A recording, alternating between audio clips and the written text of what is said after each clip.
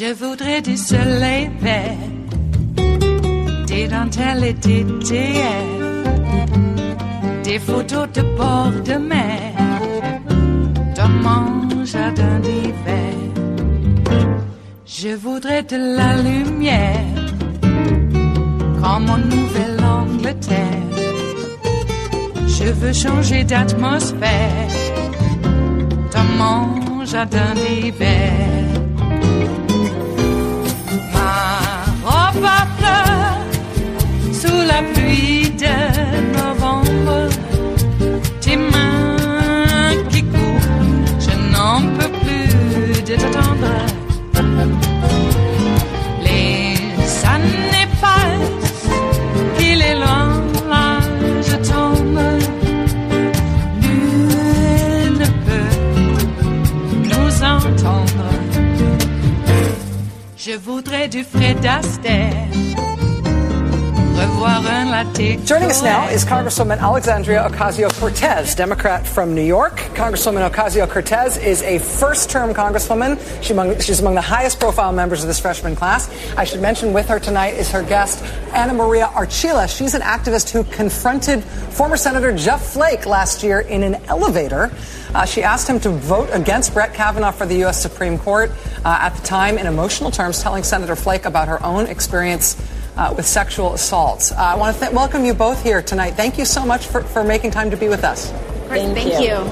Congresswoman, let me ask you first, just for your response to what you heard tonight from the president. Obviously, this is the first State of the Union you've ever attended as a member of Congress. What was your experience tonight, and what did you think of what you heard? No, I think that the president was unprepared. I don't think that he did his homework. We've seen States of the Union addresses delivered by many presidents, Democrat and Republican. They always have substantive policies that are offered. I agree with Senator Klobuchar there that there was no plan. There was no plan to address our opioid crisis. There was no plan to address the cost of health care. There was no plan to increase wages. It was, I had to ask myself, is this a campaign stop or is this a State of the Union?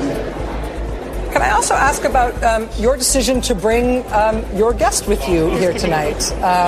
Obviously, you have the choice about how to attend in your own right, but also who to bring with you and why and what message you were trying to send. I'd ask you to talk us through that as well.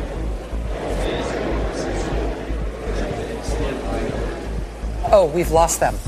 Yeah, audio is becoming an issue tonight, but apparently they could hear us right up until the second question, so we'll try to get that back squared away on Capitol Hill. They are back. Oh, wait, they're back. Perhaps repeat. I am very sorry about that. We've been having little gremlins like that all evening, but I appreciate you sticking with us. Ana Maria, I was asking about your decision to be there tonight and the Congresswoman's decision to ask you. I wonder if you could both talk to us about this decision, how you came to it together. Well, I was very honored when my congresswoman asked me to join her, and I understood it as an invitation that was not just for me, but really it was an invitation for people across the country to tell their stories, to join in protest, to make democracy come alive, to breathe life into it by making sure that their demands, their aspirations are at the center of our debates. And I understood that was the message that you wanted to send, that you cannot do this alone, that you have this bold vision, but that you actually need everyone outside making a forceful demand of our members of Congress. Absolutely. And I think that Ana Maria represents something so special about democracy, which is that any normal person in any one moment has the courage inside them to step up in a critical moment that could change the course of our country. And I think that that's what Ana Maria did in that moment in the elevator. And it did change the proceedings of the vote. Senator Flake, as a result of her testimony and the way that she expressed her story, asked for a further FBI investigation before the vote proceeded. Ana Maria, it's Brian Williams in New York. I have to ask you, because I was wondering this in real time, what it was like to be in the same chamber tonight as now Justice Kavanaugh, because we all came to know you in that videotape moment, as emotional as it was in the argument in real time. It was sad. I am sad that the Supreme Court is tainted by a process that puts someone accused of sexual assault in the highest court of the land. I think he represents, in many ways, the inability of many politicians to actually understand that their role is to govern by listening and to actually allow themselves to be moved by the experiences of people that are different from them, who are trying to, with their stories, educate them. And in many ways, I feel sad for the many decisions that Kavanaugh is going to make that are going to impact many, many people, millions of people, my children probably, and women, LGBTQ families, workers, all of us, and that those decisions are always going to be tainted by a process that I continue to believe was irresponsible, and the people deserve better. Congresswoman, thank you. Congratulations, by the way. We've never met, but congratulations on your upset victory in the primary. What did you make of the president's, I thought, pretty aggressive statement about Venezuela tonight? And he talked about being a socialist country and how we're never going to be a socialist country. It was pretty truculent, but it tied the notion of socialism to that particular regime. What do you think about the president, why he did that? Well, I think that he needs to do it because he feels himself losing on the issues. Every single policy proposal that we have adopted and presented to the American public has been overwhelmingly popular, even some with a majority of Republican voters supporting what we're talking about. When we talk about a 70% marginal tax rate on incomes over $10 million, 60% of Americans approve it. 70% of Americans believe in improved and expanded Medicare for all. A very large amount of Americans believe that we need to do something about climate change and that it is an existential threat to ourselves and to our children. And so I think he sees himself losing on the issues. He sees himself losing on the wall, and on the wall on the southern border. And he needs to grasp at an ad hominem attack. And this is his way of doing it. But what we really need to realize that what is happening is that this is an issue of authoritarian regime versus democracy. And in order for him to try to, dissuade or throw people off the scent of the trail, he has to really make and confuse the public. And I think that that's exactly what he's trying to do. It is Wednesday, the 6th of February of 2019, and you are in West Coast Cookbook and Speakeasy. I am your chef de cuisine, Justice Putnam, and our daily special is Smothered Benedict Wednesdays. Oh my, that State of the Union speech, I was hoping that those who really decide to opt out, and rightfully so, you were able to prevent the long-term dissonance. That's a fancy way of saying your brain cells will be killed and they'll never regenerate again after that. But I decided that Netroots Radio ought to live tweet what's going on, and I took part in that, and so you didn't have to. And we were actually grateful that we were doing it for you. So we did. It looks like Trump got the clap from Nancy. Oh my, boy, she's a meme generator. And that people who are able to do that and not know that they're doing it, those are the best. And that's why I always said, don't F with Nancy. Way before even people said we got to make sure that she doesn't become Speaker of the House. Remember when there was that argument? And I wonder why. I wonder why they were so adamant. Yeah, because of what happened last night. I don't know what to say about Trump's speech other than, it was truculent. Mm-hmm. He's a racist. It's the same old racist BS that he trots out. I'll tell you the most poignant part, because there were poignant parts. Bringing the greatest generation and acknowledging them. I'm sorry, that's okay. Buzz Aldrin, he's can be a little off, but Buzz is okay. Come on, he got to the moon. He planted the flag there. Buzz is okay. And he was not saluting Trump. Let's let's be clear.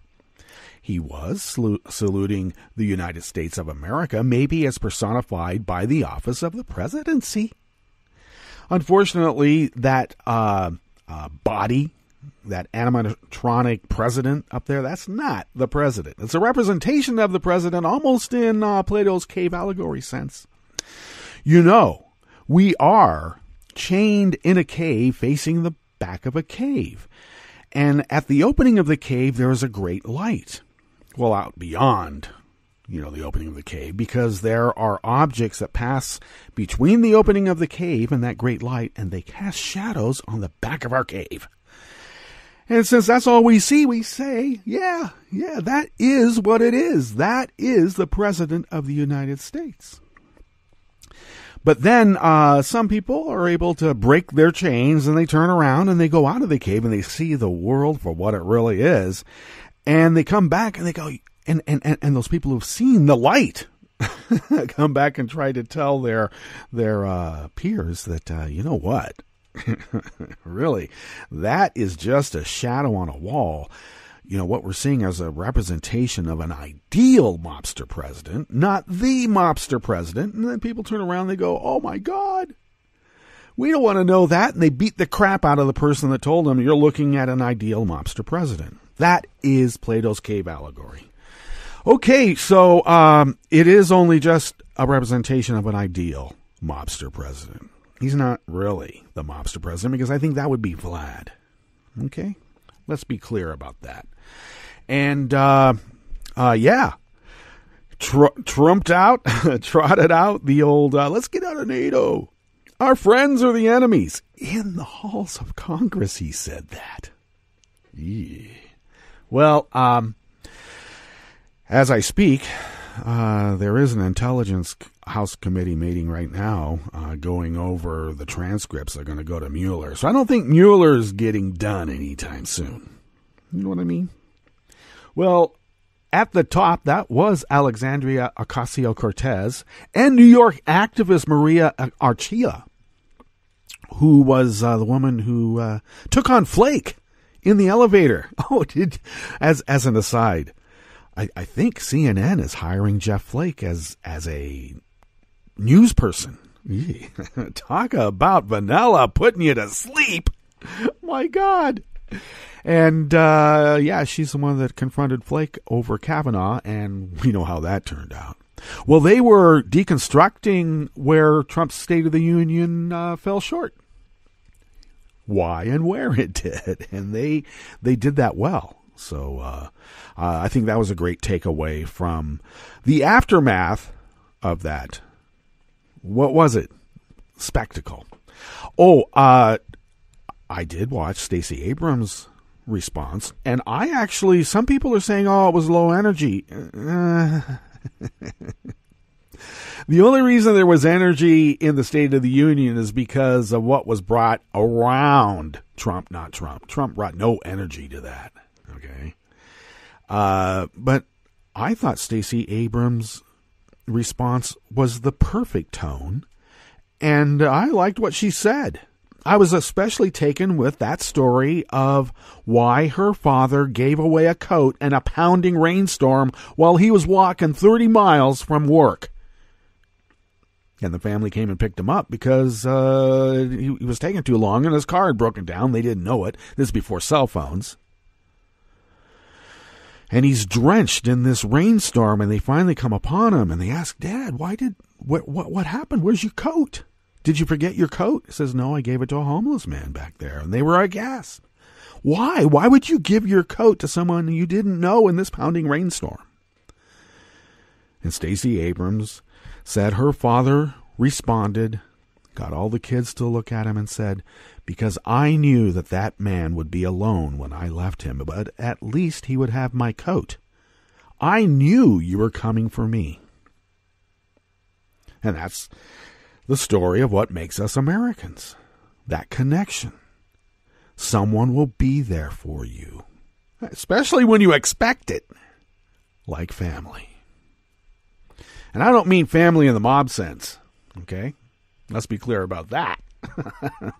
Okay, we better get on with this because that was a bit of a longer take at the top. So what's on the rest of the menu here in the Bistro Cafe, a West Coast Cookbook and Speakeasy, Smothered Benedict Wednesdays. Oh, it's just a lovely egg dish with an even more exquisite hollandaise sauce.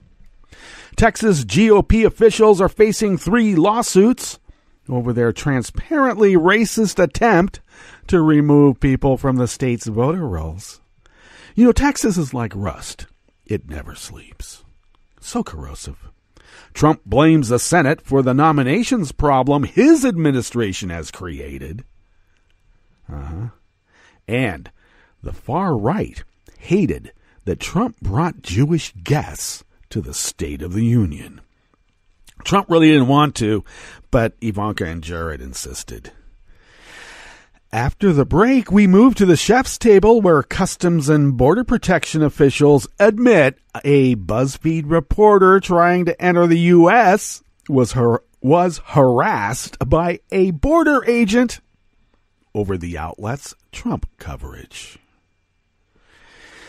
Yeah, I keep telling everybody it's like the SA Gestapo, you know, the brown shirts, or worse. And Amnesty International accused the United Arab Emirates of diverting arms supplied by Western and other states to unaccountable militias accused of war crimes in Yemen. Western and other states, you mean like the United States? All that and more. On West Coast Cookbook and Speakeasy, bon appetit.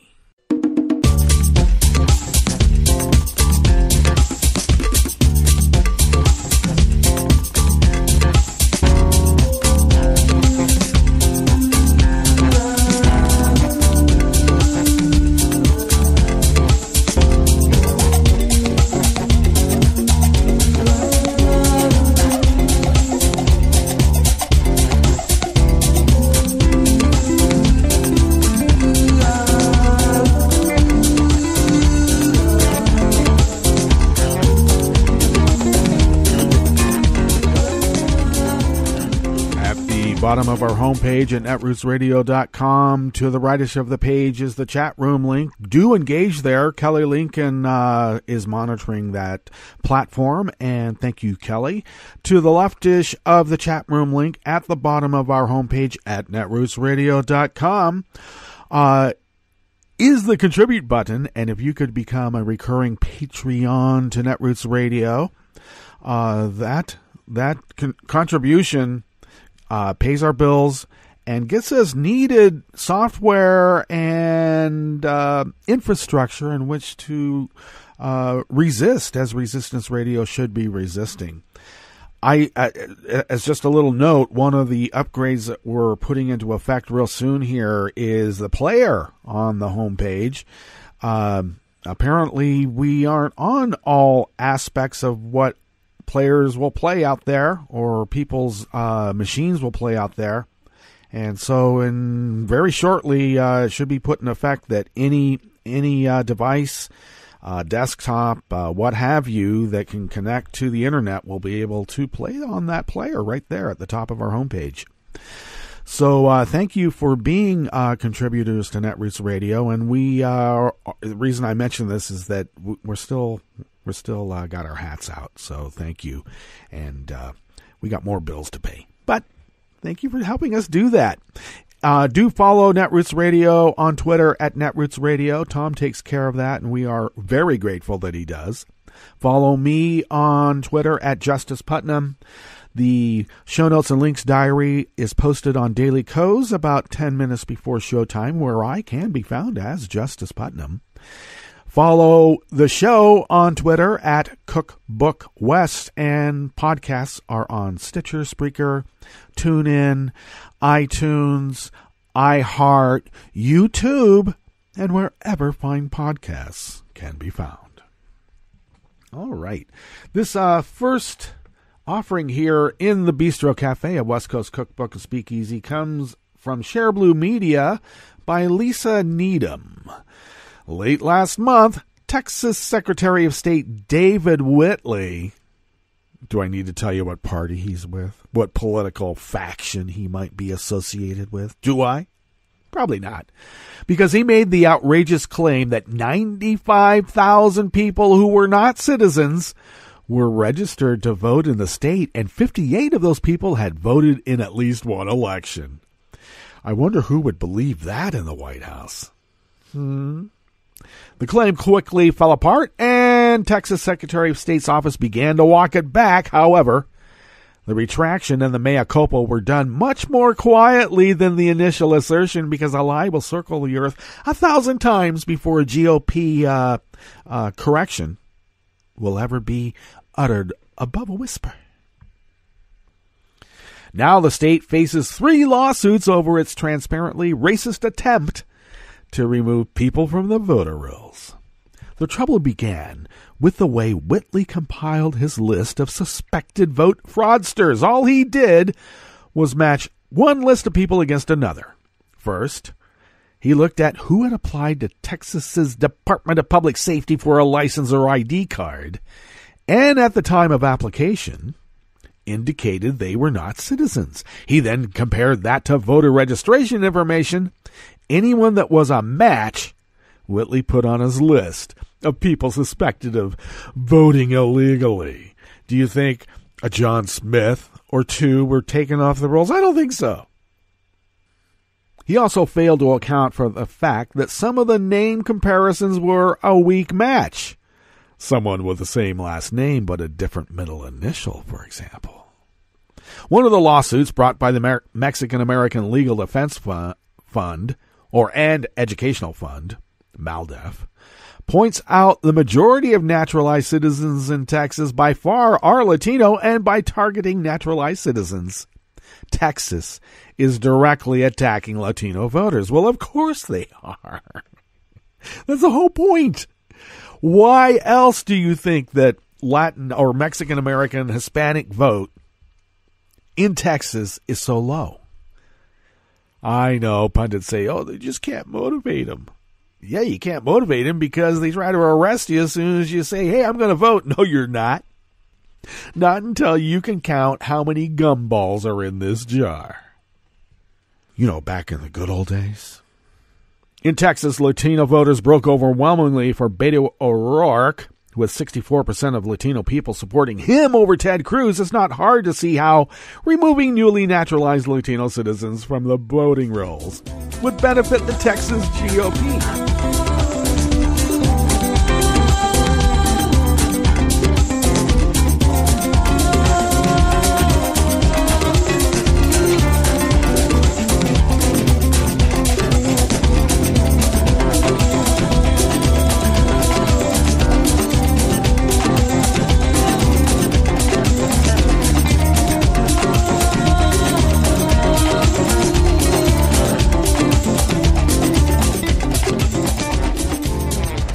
Ryan Koronowski of Think Progress brings us this next offering here in the Bistro Cafe of West Coast Cookbook and Speakeasy.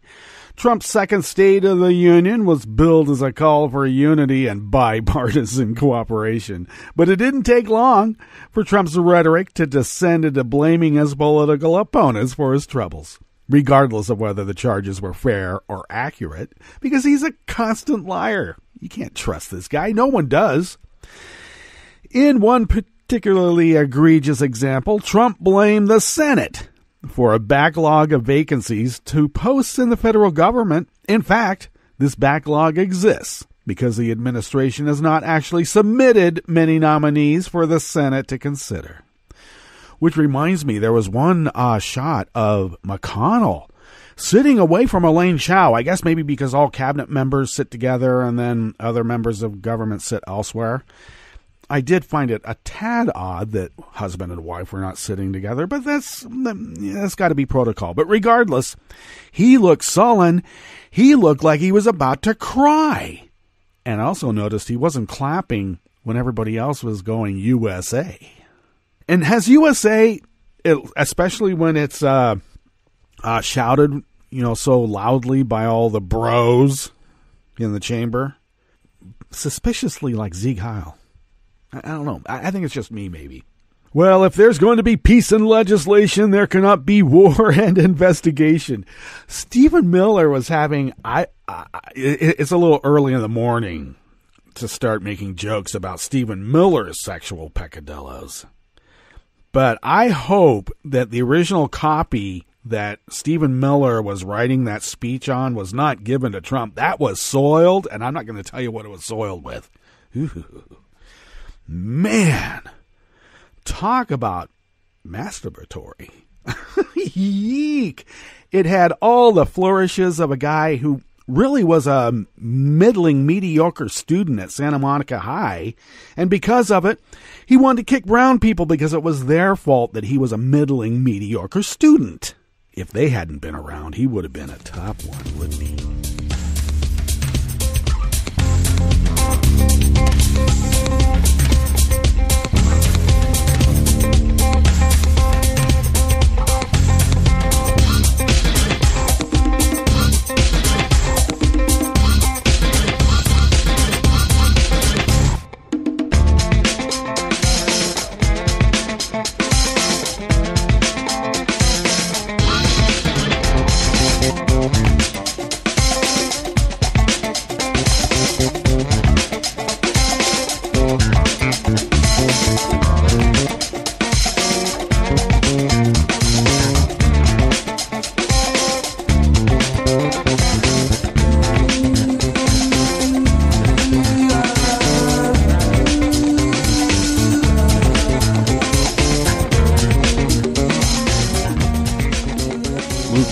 Also of Think Progress brings us this final offering here in the Bistro Cafe at West Coast Cookbook and Speakeasy, Smothered Benedict Wednesdays. Speaking of which, the Proud Boy right wing is so pissed off at Trump right now because he gave in to Ivanka and Jared and brought some Jewish people, from the Holocaust. And, oh, God, they hate that. And even alluding to the Tree of Life synagogue massacre, which I got to tell you, the way that he presented it, you would never have known that it was a white supremacist anti-Semite. You heard it was an anti-Semitic attack, but it sounded like it was coming from Iran, that Iran was somehow involved in the massacre at Tree of Life, just in the way it was ordered. Also, another... I'll get back to this particular story, but I just got to say, another poignant part of that speech was when the 10-year-old cancer survivor girl that had brain cancer, and that it turned out that was just a lead-in to the infanticide lie. And then he got graphic and said, yeah, pulling a live fetus right out, or a live baby right out of the mother's womb, right to that little kid's face, that little poor little girl's face. And I actually think that's when he became president, in his mind. Well, he's getting a lot of people angry, and it's not just about taxes. But I'll tell you, it doesn't matter if the Proud Boys and the right wing are angry because he brought some Jewish people to the State of the Union as guests. The great worm will turn when all of those Trump voters realize their money went to Sheldon Adelson, and Sheldon Adelson is Jewish. Then it will turn. Just letting you know. It is true. If you're wondering where your tax return went, it went to Sheldon Adelson. Trump sent it to him. And he cashed it. And he's allowed to. Just letting you know. Well, it was not well received, that speech, among members of the far right. Patrick Casey, the leader of the white nationalist group Identity Evropa, labeled the speech embarrassing, while neo-Nazi Mike Penovich said Trump was pandering to every group that hates you. He was totally pandering. Every single time. When he acknowledged black people, they were either getting out of jail or somehow overcome a drug addiction. Okay? He brought up a Mexican Border Patrol agent, and then he juxtaposed that with rapists and killers from MS-13 that are in every state in the union, and they're going to kill you in your sleep. Just, it was classic Stephen Miller. Jeez. So The backlash was notable, given the far right's previous support of Trump's racist and anti-Semitic rhetoric. Under the Trump administration, however, this mix of virulent anti-Semitism, white nationalism, and neo-Nazism is filtered into the real world, often with deadly consequences. According to the Anti-Defamation League, individuals linked to the far right were responsible for every extremist-related murder in the United States in 2018. Now, they said except for one. Now, the Trump administration has also cut down on grants designed to help law enforcement mitigate the threats posed by the far right. Well, of course he had to do that, because if you're going to have an SA Gestapo brown shirt organization, a lot of people are not going to be duly deputized until after they commit an act, and then you can deputize them. So you don't really want your brown shirt shock troops in jail when you need them the most. And you never know when the most is going to be needed. All right, let's get to our break. And when we come back from that break, we're going to go through weather from around the world. And we are going to finish up with the stories that we've curated for you today. You are listening to West Coast Cookbook and Speakeasy. And we will be right back. You are listening to netrootsradio.com. Please hang up and try again.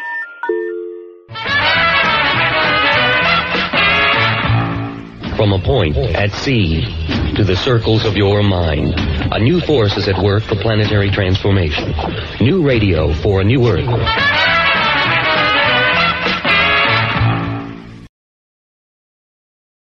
This is Take Two Movie Review. I'm Kim Lowe. This week, Last Laugh. Stan and Ollie is less of a buddy movie than a tender-hearted romance of two friends near the end of their lives and once glorious careers. Based on the real-life comedy power duo Stan Laurel and Oliver Hardy, Stan and Ollie is a portrait of the two performers well after their reign as kings of the box office. Set in the 1950s, Stan and Ollie have reluctantly agreed to tour the UK and Ireland in order to fund a comeback movie, namely a version of Robin Hood written by the former. However, nothing is certain, and as the tour begins, the movie hasn't been greenlighted for production. In addition to funding issues, Ollie, played by a brilliant John C. Reilly, is having health problems and wonders if he's physically up for the role. Stan, played by Steve Coogan, in what should have been a nominated performance, is still optimistic that the film will proceed and believes that the duo still has at least one hurrah to come. While there are some laughs here, Stan and Ollie makes no bones that it is, at its heart, a drama.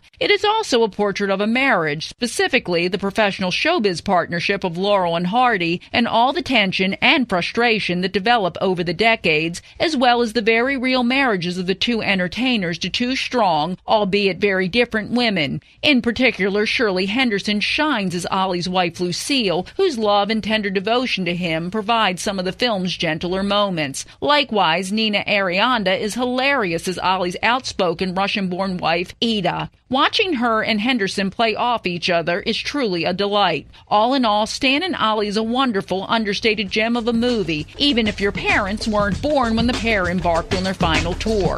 This has been Take Two Movie Review. I'm Kim Lowe. Catch up with us at TakeTwoMovieReview.com and feed us back on our page on YouTube.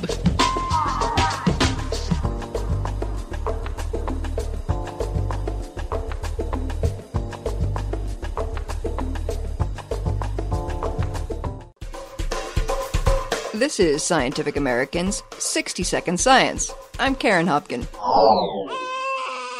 Every new parent knows, or learns pretty quickly, that rocking can calm a fussy baby when it's time to take a nap. But the benefits of gentle motion may extend past the swaddling stage, because two new studies showed that rocking also helps grown-ups, both human and mouse, get a good night's sleep. The two research efforts are in the journal Current Biology. Well, it should be no surprise that movement can be soothing. Think of how many times you've fallen asleep on a train. But can motion really induce a doze? And make for a deeper sleep? To find out, researchers invited 18 healthy volunteers for a sleepover. So they came to the lab and they slept one time on a stationary position, normal bed, and one night where they got rock.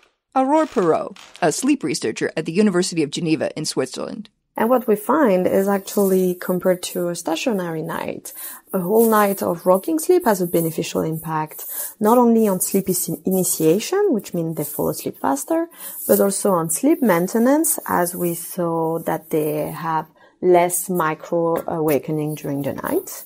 Subjects who rocked also did better on a memory test the next morning than did the stiller sleepers. In the second study, Konstantinos Kompotis, a postdoctoral fellow at the University of Lausanne, rocked a rack of rodents. Whether rocking affects sleep in species other than human was never before discussed. So the main questions for our study were, does rocking affect sleep in mice, and what is the underlying mechanism? Kompotis placed the mouse cages on a platform that moved from side to side. And though mice were rocked 4 times faster than their human counterparts, a frequency of 1 back and forth per second, or 1 hertz, worked best.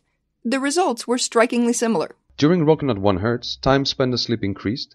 There were more transitions from wakefulness to non-REM sleep, and mice fell asleep twice as fast than at stationary condition. The effect required an ability to detect motion. Mice with a defective vestibular system, which is key to maintaining balance, did not become lulled by the sleep-inducing platform. Additional studies could allow the researchers to identify a new target for treating sleep disorders, including insomnia. Until then, you might think about adding a little swing to your nighttime routine. Thanks for listening. For Scientific American's 60-Second Science, I'm Karen Hopkin.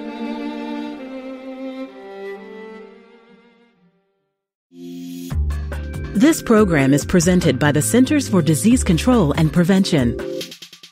Heart disease and stroke can be catastrophic. They're leading causes of death, disability, and healthcare spending in the U.S., yet they're largely preventable. Alarmingly, heart disease and stroke are taking a toll on middle-aged adults 35 to 64, with over 800,000 deaths and hospitalizations in 2016. Million Hearts is a national initiative focused on preventing 1 million heart attacks, strokes, and other cardiovascular events by 2022. Coordinated actions by Million Hearts partners in communities, healthcare, and public health will keep people healthy, optimize care, and improve outcomes in populations at risk. Everyone has a part to play. Focus on the ABCs of heart health. A. Aspirin use when appropriate. B. Blood pressure control. C. Cholesterol management. And S. Smoking cessation. To learn more, visit cdc.gov/vital signs. For the most accurate health information, visit cdc.gov or call 1-800-CDC-INFO.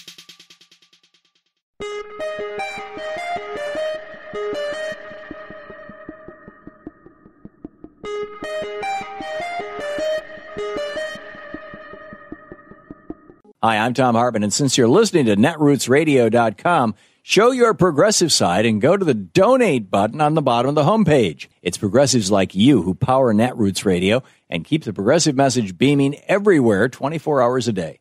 Just go to our donate button at the bottom of netrootsradio.com. Thank you for keeping progressive radio at full power.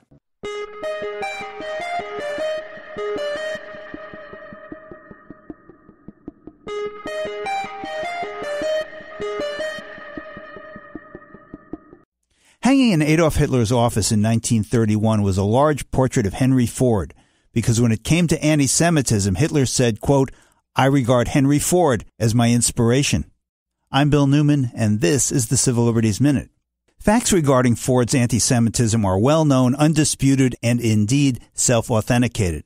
Some were included in a biographical sketch of him in a recent edition of the magazine of the Historical Society of Dearborn, Michigan, the birthplace of Ford's eponymous car company.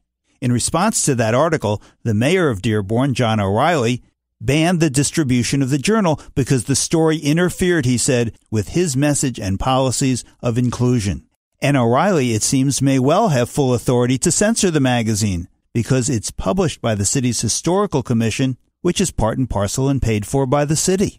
Fortunately, censorship in America often backfires, and it did here. The mayor's attempted censorship has caused the article and the journal to be distributed far wider than it ever has been in the past. So now many, many more people, including many in Dearborn, know about Henry Ford's virulent and dangerous anti-Semitism, which is all to the good, because As the philosopher and writer George Santayana said, quote, "Those who do not remember the past are condemned to repeat it." The Civil Liberties Minute is made possible by the ACLU because freedom can't protect itself. I read the news today, oh boy. It's time for Nicole Sandler's What's News from NicoleSandler.com and the Progressive Voices Network. Donald Trump's 2019 State of the Union address is now history, and it went pretty much as expected. Despite White House claims of comedy, Trump resorted to his usual lies and gaslighting. In fact, in the first few moments of his 82-minute diatribe, Trump issued a threat over investigations. Rachel Maddow commented on the weirdness immediately following the speech. There was one strange moment in the address early on that did not connect to other portions of the speech. It was received oddly in the room. Nobody was quite sure what to do with it. The president, again, towards the beginning of his speech saying, "An economic miracle is taking place in the United States, and the only thing that can stop it are foolish wars, politics, or ridiculous partisan investigations."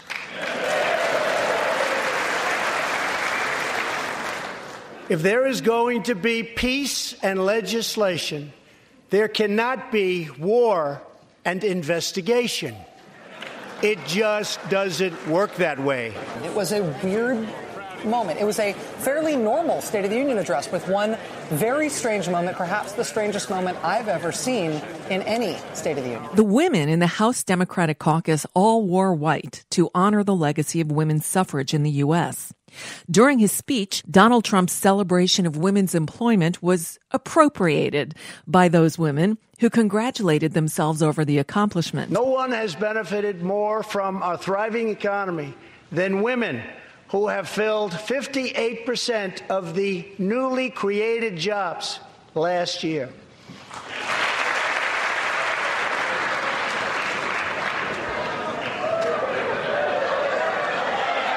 You weren't supposed to do that. Thank you very much. Thank you very much. Trump didn't know how to react to that, so he thanked them. Cue the laugh track. By the way, it's only fair to note that the Republicans also elected a woman to Congress in the last election. One woman. Although we've just emerged from the longest government shutdown in history, Trump made no mention of it in his address. His lies were numerous. In a statement, Nancy Pelosi said, quote, "It'll take days to fact check all the misrepresentations the president made tonight." That's true. The Washington Post fact checker detailed close to 30 such lies. Here's one. He said, quote, "Lawmakers in New York cheered with delight upon the passage of legislation that would allow a baby to be ripped from the mother's womb moments before birth." That's a lie. Actually, the bill expands access to abortion after 24 weeks to women carrying a fetus that cannot live outside the womb. The speech was horribly written, reportedly by Stephen Miller, and contained even more outlandish remarks. If I had not been elected President of the United States, we would right now, in my opinion, be in a major war with North Korea. I have no words. But the official Democratic response was delivered by a woman who, if not for that state's voter suppression tactics, would be the governor of Georgia. Stacey Abrams is a rising star in the Democratic Party, and she delivered what's being touted as the best response ever to a State of the Union address. We know bipartisanship could craft a 21st century immigration plan, but this administration chooses to cage children and tear families apart. Compassionate treatment at the border is not the same as open borders. President Reagan understood this. President Obama understood this. Americans understand this. And Democrats stand ready to effectively secure our ports and borders. Just a few weeks ago, I joined volunteers to distribute meals to furloughed federal workers. They waited in line for a box of food and a sliver of hope since they hadn't received paychecks in weeks. Making livelihoods of our federal workers a pawn for political games is a disgrace. The shutdown was a stunt engineered by the President of the United States, one that defied every tenet of fairness and abandoned not just our people, but our values. For the third year in a row, Senator Bernie Sanders took to social media to share his own response and called out Trump on his lies. Not everything Donald Trump said tonight was true or accurate. Sanders noted that Trump did not mention climate change, Medicare, voter suppression, Social Security, issues that the senators said all Americans face, not just Trump's billionaire friends. On Tuesday afternoon, ahead of his State of the Union address, Trump hosted a private lunch for television news anchors in which he badmouthed a slew of Democrats. According to the New York Times, Trump dismissed former Vice President Joe Biden as dumb, called Chuck Schumer of New York a, quote, nasty son of a bitch, and mocked Governor Ralph Northam of Virginia, who he said choked like a dog, at a news conference where he tried to explain a racist yearbook photo. And he again badmouthed the late Senator John McCain, recounting the story of his vote against repealing the Affordable Care Act. Trump reportedly telling the assembled, quote, by the way, he wrote a book and it bombed. And that's a bit of what's news for now. I'm Nicole Sandler. If you appreciate these reports and the Nicole Sandler Show, I hope you'll consider making a contribution. My work is 100% listener supported, and I can't do it without your help. Find out more at NicoleSandler.com/donate. From United Nations headquarters in New York, I'm Luke Vargas with your World in 2 minutes. A new study of American voters released on Tuesday finds that belief in global warming among Democrats, Republicans, and independents is on the rise after briefly dipping in the first year of the Trump presidency. According to the poll, belief in global warming among a sampling of nearly 1,000 registered voters stands at 74%. That figure goes as high as 98% among liberal Democrats and as low as 42% among conservative Republicans.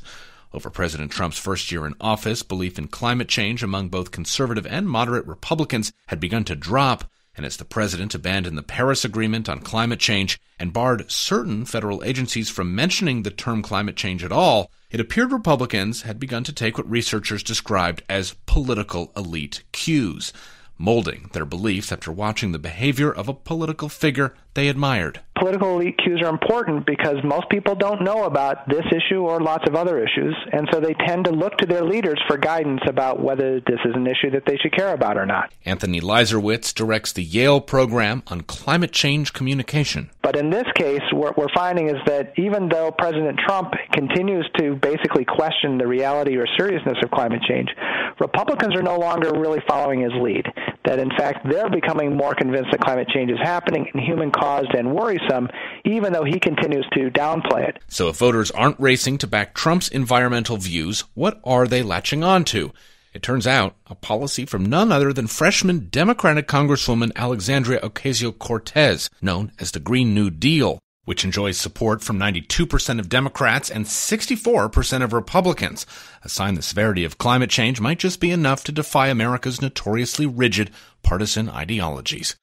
Luke Vargas, The United Nations.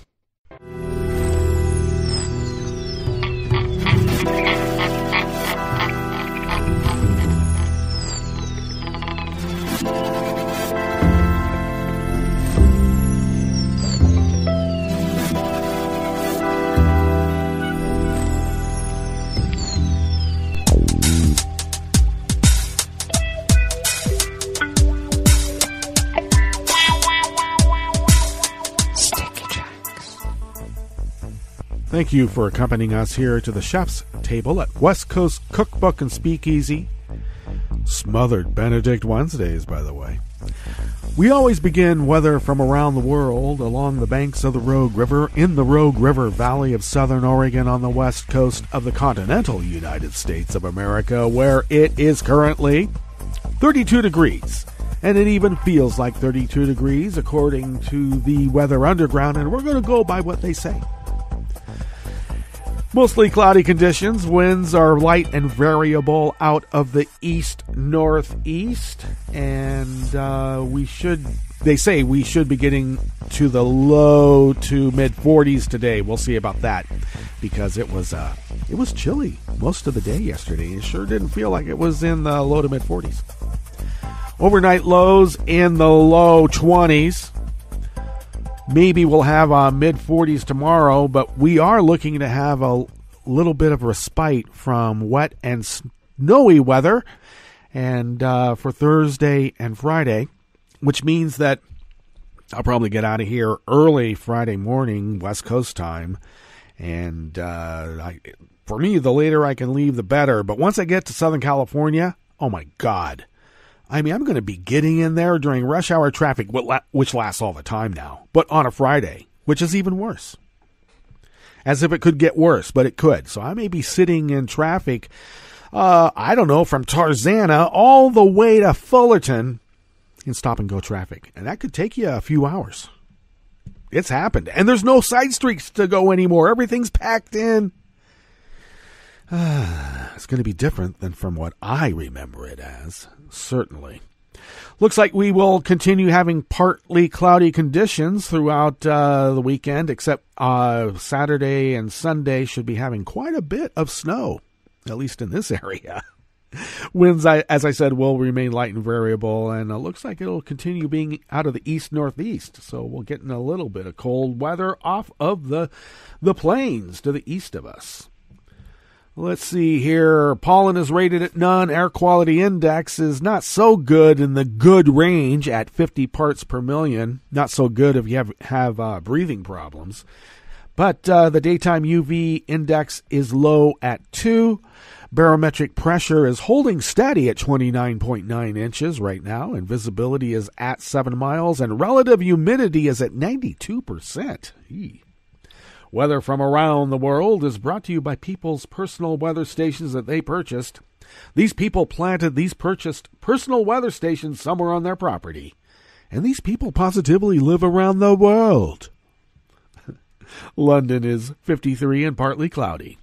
Paris is 50 degrees and cloudy, and actually the weather station in Paris is in the 7th arrondissement, which is the really swank part of Paris, and they had a very fatal and devastating fire in that district. Very sad. Rome is 60 degrees and sunny. Isn't it supposed to be close to winter? Wow. Kiev is 32 and mostly cloudy. Kabul is 27 and fair. Hong Kong is 69 degrees and partly cloudy. Tokyo is 41 degrees and clear. Sydney, Australia is 76 degrees and fair, and you would expect that in the southern hemisphere. San Francisco, California is 40 degrees and sunny. And New York is 41 degrees Fahrenheit and sunny. Those coastal elites, sunny as hell. And that is weather from around the world. Brought to you by people's personal weather stations that they purchased. These people planted these purchased personal weather stations somewhere on their property. These people positively live around the world.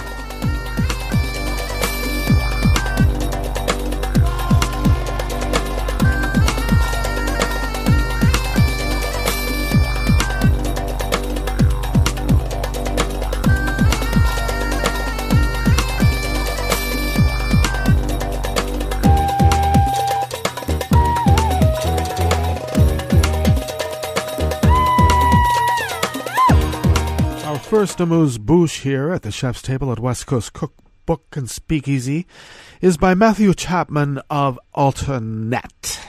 On Sunday, BuzzFeed News breaking news Deputy Director David Mack arrived at New York's John F. Kennedy International Airport after traveling to the UK to renew his U.S. work visa. As a customs officer was processing his passport, he noticed his employer and began to question him about his papers reporting on, Donald Trump. Mack detailed the incident in a Twitter thread that night, and it is quite a Twitter thread at all. So apparently this was a bit of a back and forth between Mr. Mack and, I don't know, part of the SA Gestapo that Trump has employed out throughout the structure of our government. On Tuesday, BuzzFeed reported that Customs and Border Protection Assistant Commissioner for Public Affairs Andrew Meehan personally called Mack to apologize and promised that they would launch a full investigation into the officer's conduct. On behalf of the agency, I would like to extend our apologies to Mr. David Mack for the inappropriate remarks made to him during his processing upon his arrival to the U.S. The officer's comments do not reflect CBP's commitment to integrity and professionalism of his workforce. In response to this incident, Customs and Border Protection immediately reviewed the event and has initiated the appropriate personal inquiry and action. They're probably taking him aside saying, "You don't do this to white people." Not white people, damn it.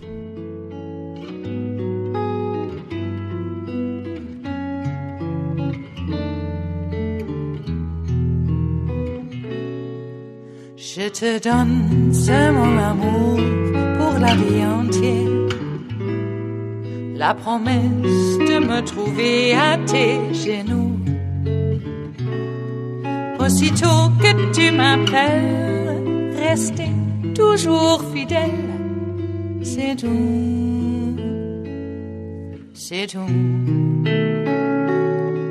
Je te donne tous mes printemps, mes étés de mer, mes automnes quand les feuilles tombent partout. Si ce n'est pas une bonne affaire, je te donne tous mes hivers, c'est tout. Anonymous worker bees at Reuters brings us this final amuse-bouche here at the chef's table at West Coast Cookbook and Speakeasy.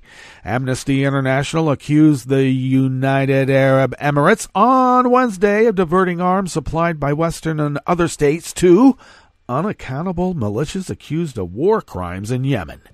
The UAE and Saudi Arabia are leading a military coalition, including local forces drawn from various Yemeni factions, that is trying to restore the internationally recognized government ousted from power in 2014 by the Iranian-aligned Houthi group.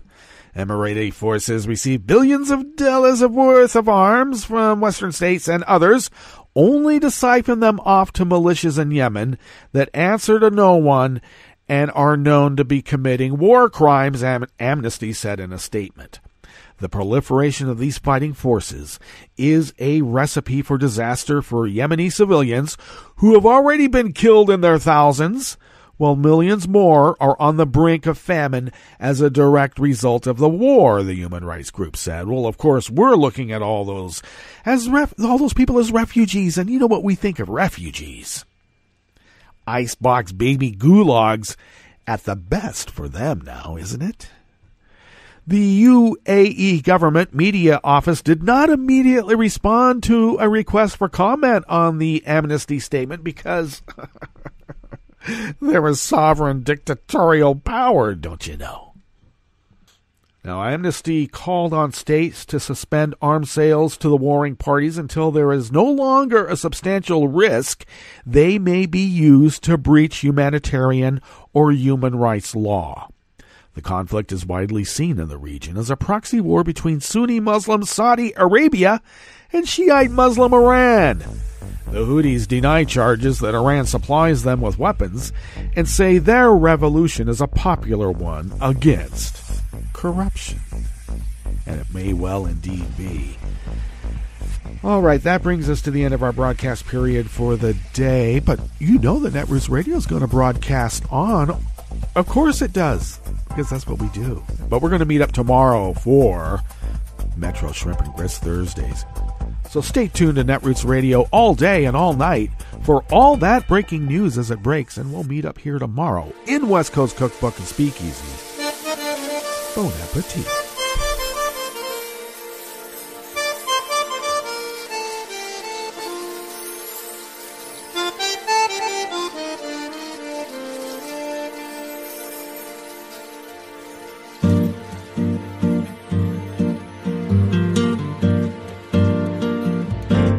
Je voudrais du soleil vert, des dentelles et des théères, des photos de bord de mer, dans mon jardin d'hiver.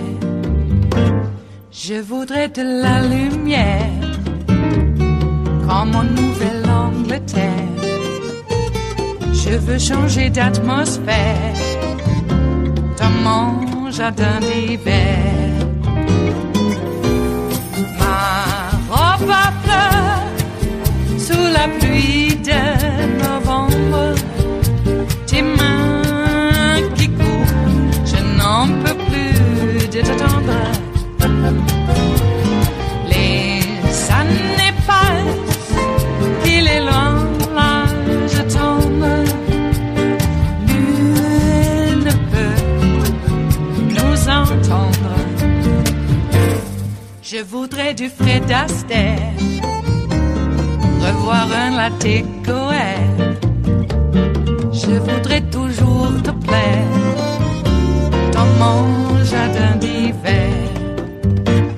Je veux déjeuner par terre comme au long de golfe clair, t'embrasser les yeux ouverts dans mon jardin d'hiver. Ma robe à fleurs sous la pluie de novembre. On peut plus de t'attendre. Les années passent, il est loin, là je tombe. Nul ne peut nous entendre. Ba-da-da-dum-di-da-dum, ba-da-da-dum-di-da-dum, ba-da-da-dum-di-da-dum. Dans mon jardin d'hiver. Ba-da-da-dum-di-da-dum, ba-da-da-dum-di-da-dum, ba-da-da-dum-di-da-dum. Dans mon jardin d'hiver. Dans mon jardin d'hiver. Dans mon jardin d'hiver.